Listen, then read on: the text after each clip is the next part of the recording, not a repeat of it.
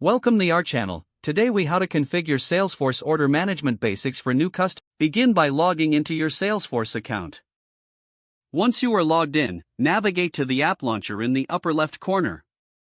Type Order Management into the search bar, then select the Order Management app. In the Order Management app, click on the Settings gear icon located in the top right. From the drop-down menu, select Order Settings. In the Order Settings page, you will see various configuration options. Start by setting the order number format according to your. Next, enable or disable features like order cancellation and returns. Scroll down to manage payment methods available for processing orders. Configure shipping options by selecting preferred carriers and shipping methods. Ensure that tax settings are updated based on your tax requirements.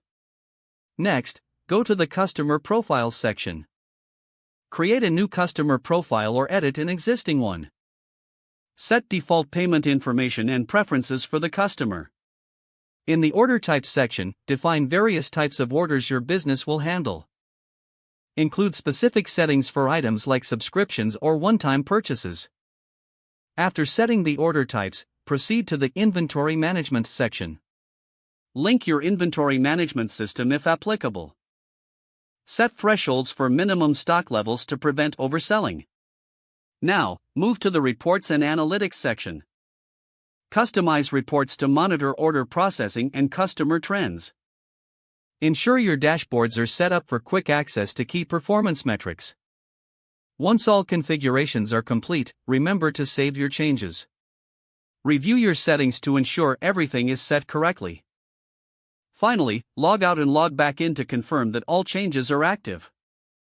You are now ready to manage orders for your new customers in Salesforce.